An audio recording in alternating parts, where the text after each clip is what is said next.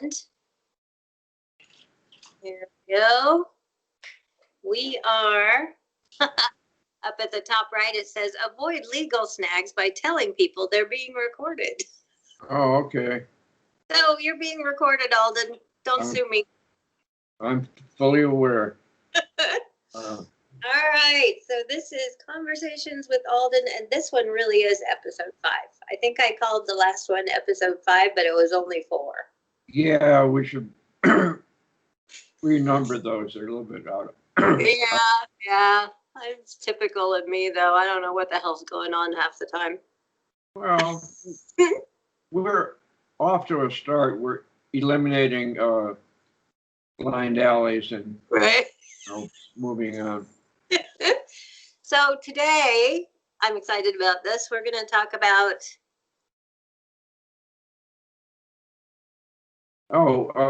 San Ildefonso Pueblo rain dance. Yes. I remember when you told me this story the first time, and I just got goosebumps. This is, yeah. Yeah,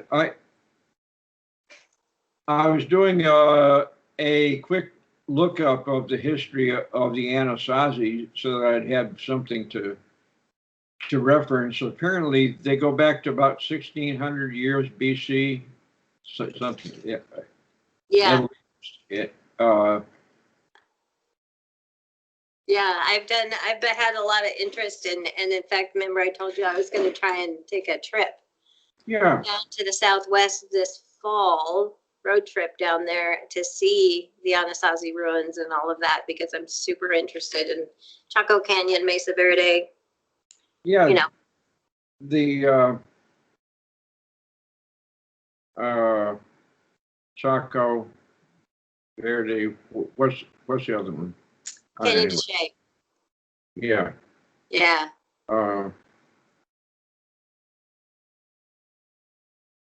Yeah. So, which one were you near when this happened? Was it Mesa Verde or?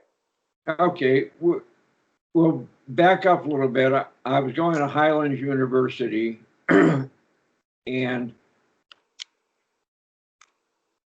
there were quite a few other out-of-state people like myself who were just fascinated with the local Native American culture, and who used to get over to ceremonials whenever there was a chance.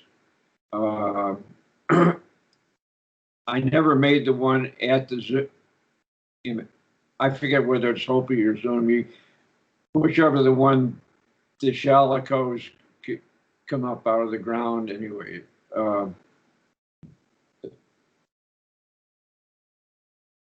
Is it the Shalicos? Those?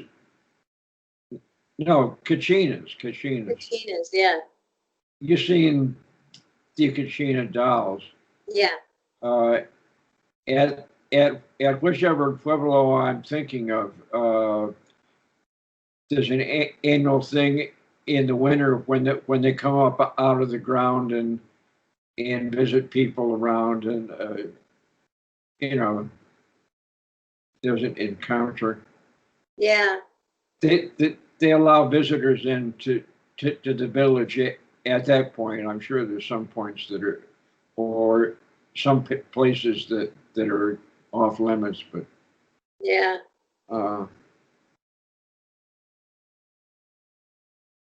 Well, okay, they've been in the area forever.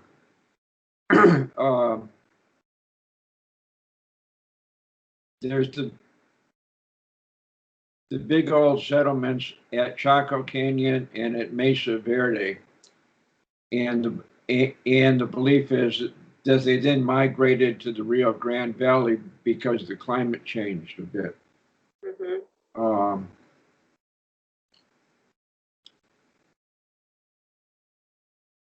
And some of my fellow New Mexico Highland students like to check out ceremonials. So one day there's a rain dance coming up, and I take off with one of my fellow students to check it out.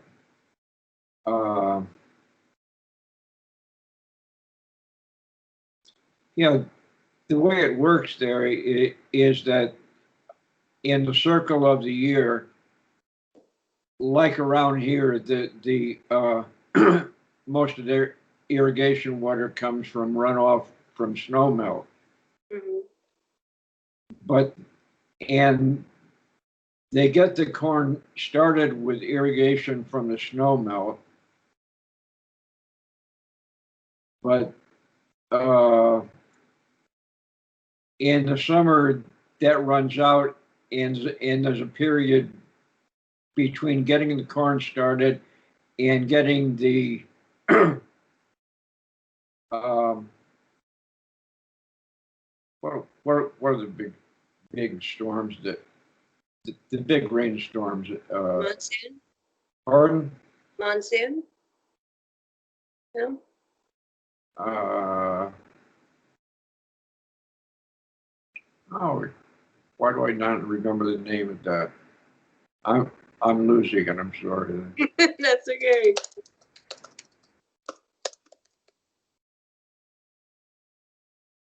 Summer monsoon? Yeah. Okay, That's the word that's I had to look it up. dropped out of my vocabulary. God bless computers. Okay, so a friend of mine and I drive over from New Mexico highlands, which is on the kind of off on the edge of the plains over west to the Rio Grande Valley, uh, not too far from Santa Fe.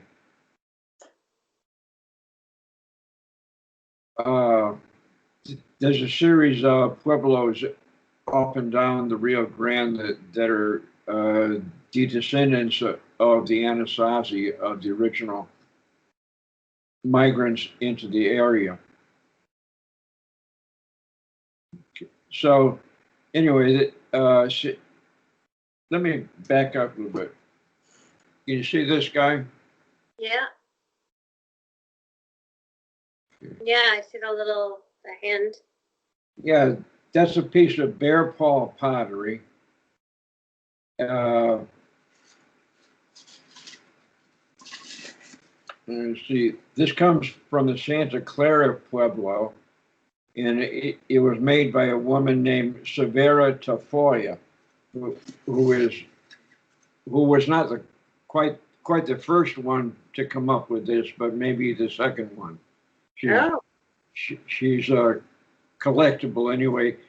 This was given to me by my old Ute Indian mentor, Leo Salazar.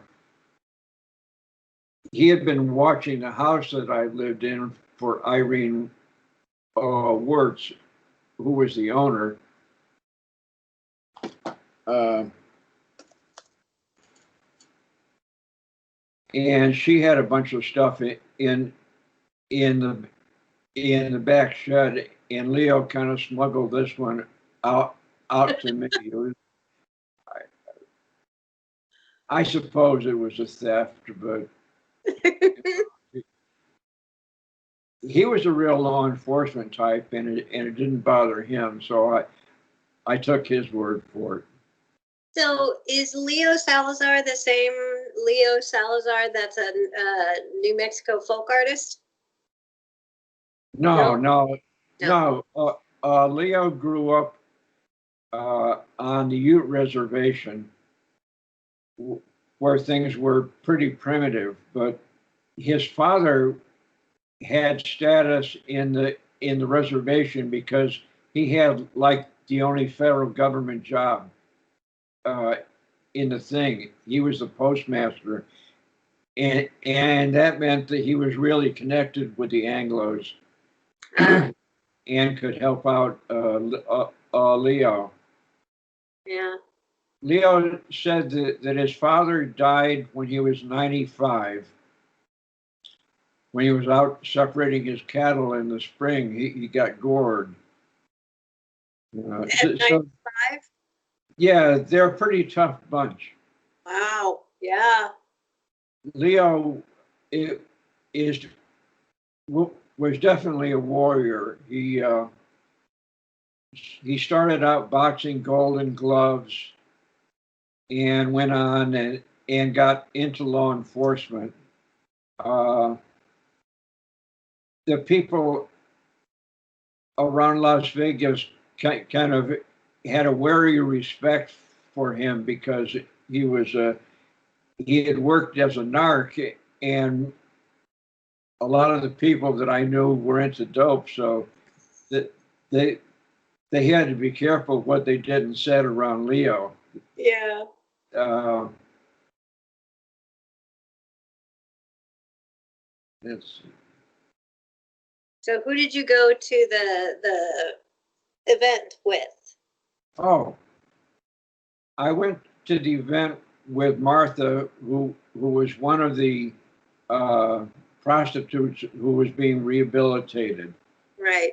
She was a very nice Jewish lady with a couple of teenage girls, and she was the one who introduced me to the Santa Fe Synagogue, from which I met the Los Alamos scientists because they came into town to go to the synagogue on the Sabbath. Interesting. And and that's how I got to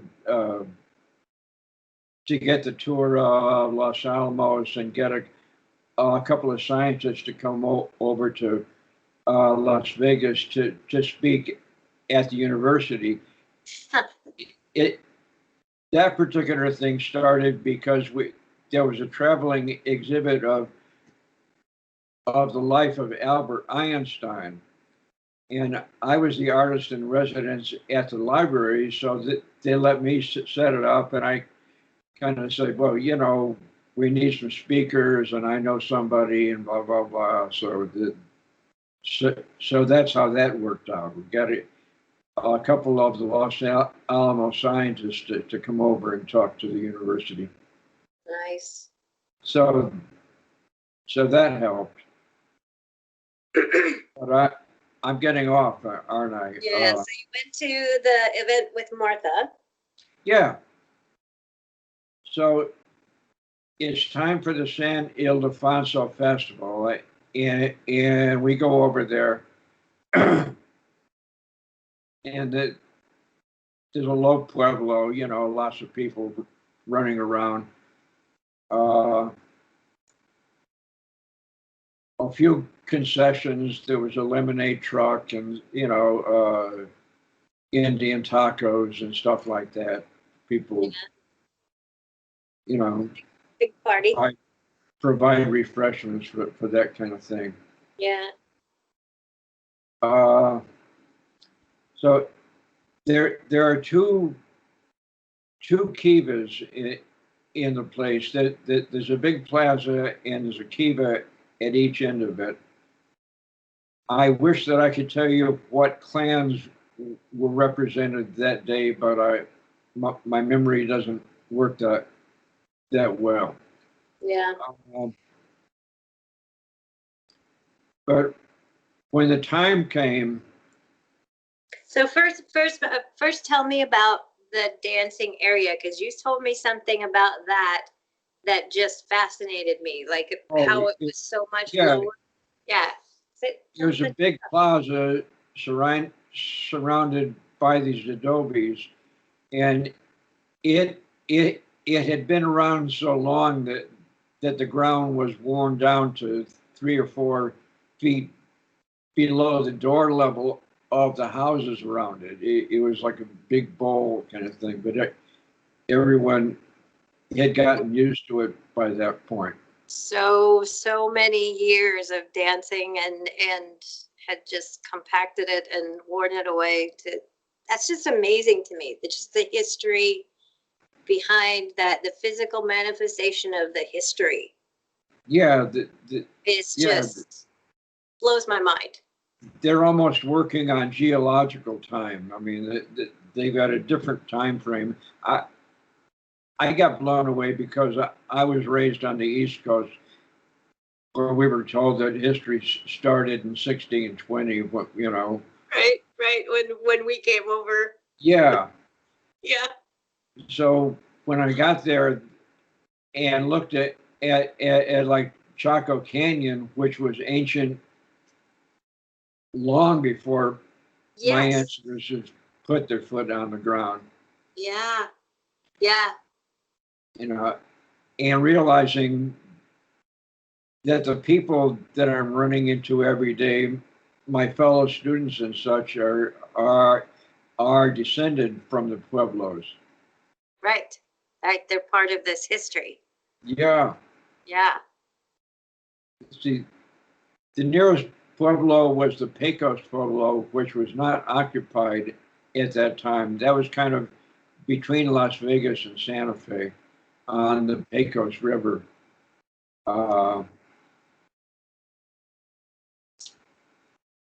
So sorry, I detoured you. So you get there, they're selling Indian tacos and lemonade, and yeah, there's this big two kivas and a big flat dancing area. So then what happened?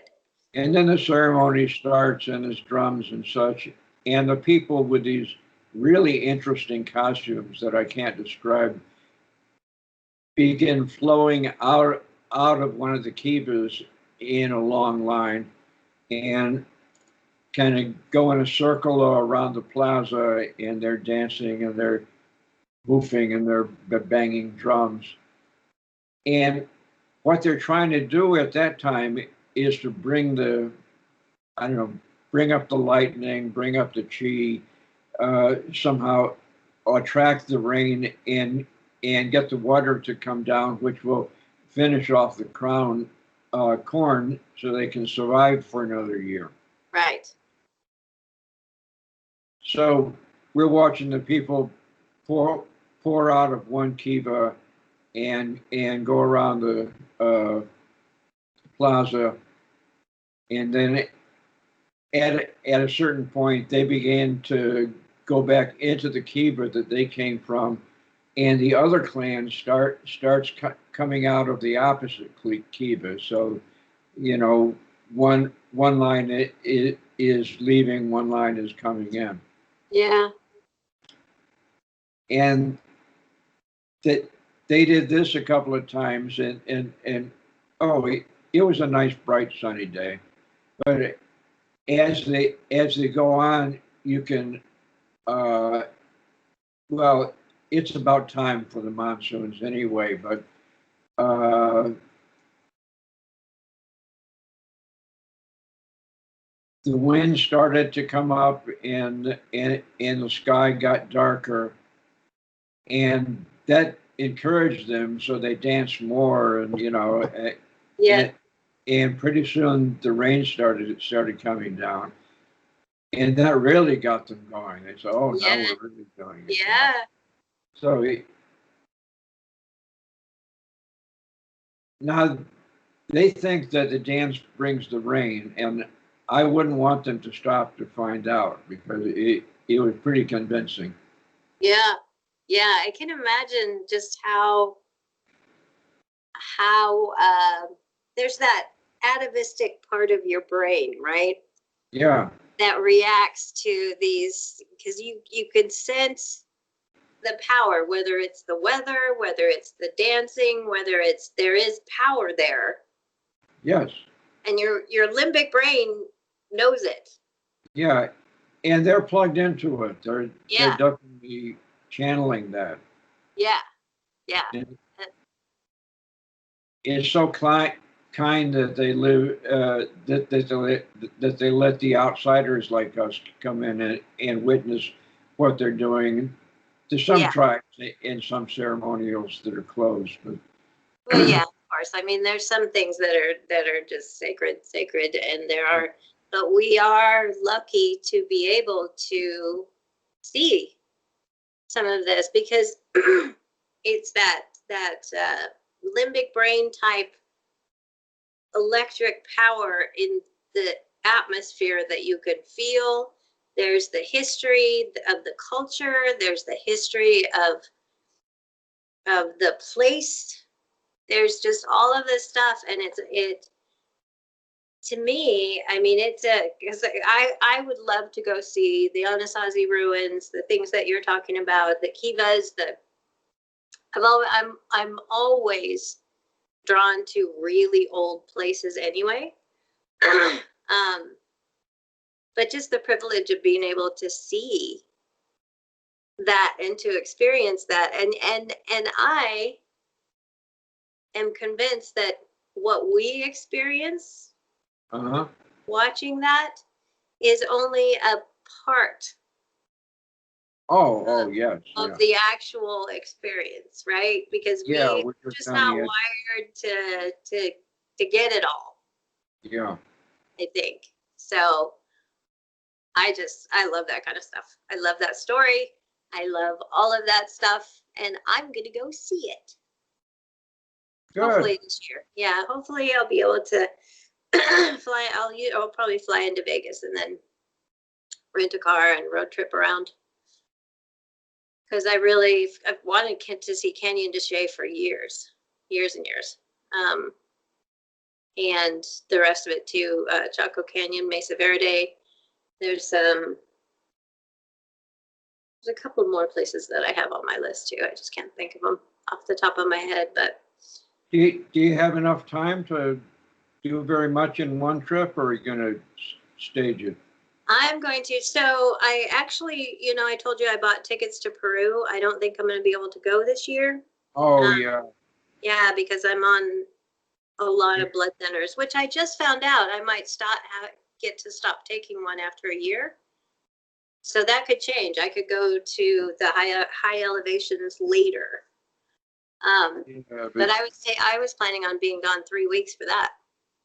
oh, So I can arrange it so that I have plenty of time. And if I can make multiple trips too, you know, yeah, I don't have to see everything in one rushed trip. I can do it exactly the way I want. So I'm excited. I'm good. excited just to go wander around and talk to people and see what's what. Yeah. Do some Googling of Indian ceremonials so that Yeah, there's something going on at the time you're there, yeah, yeah, if possible. yeah. And then of course I'll hire, native guides and stuff like that because, well, to go into Kenya to Shea, you have to, I think. Um, but I would rather have somebody who knows what they're doing tell me about it than not. So I'm excited. Oh, oh, yeah. Yeah, yeah, yeah.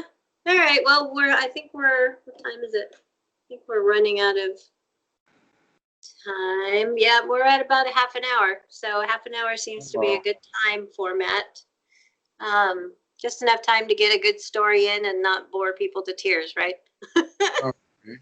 Not us, because we could talk longer, but give the audience more of a bite-sized Well, piece at a time. have any thoughts on what you'd like to talk about next time, or? Um, I think I would like to talk about when you were, because I saw you mention working with, you said something about white supremacists on one side and civil liberties on the other side when you were in the South. Oh, yeah, Georgia was right in the middle of that. Yeah, let's talk about that next time. Uh, I think I'm too uh, fragile to talk about it this time, considering oh, everything yeah, going yeah, on. yeah. But by next week, we should be able to give a good story about, this isn't a new story, is it? Well, they recently did a documentary about Pine Lake that I found online. I saw that. I haven't watched it. Yeah, so, and they kind of, at the end of it, they talked about the bad old history when when, when Pine Lake used to support its police budget by basically running a speed trap out on the main highway. Nice. Yeah. I was a counselor at the time, so, and I really weighed what we were doing, but then decided, look, we're a white community, we're embedded in the middle of a black suburb. We have the lowest crime rate in the county. And, you know, I think I was willing to accept that guilt for the Yeah, safety of the citizens. yeah, But that position apparently hasn't held because now they don't have, or I didn't see a lot of white policemen in Pine Lake, yeah. uh, and there was stuff in that documentary about how the town had been called to task for maybe being a little bit discriminating, you know. Yeah. All Uh, right. Well, let's talk about that next time. okay. Then I'm sure that there's a lot we can talk about that for sure. Yeah. Yeah.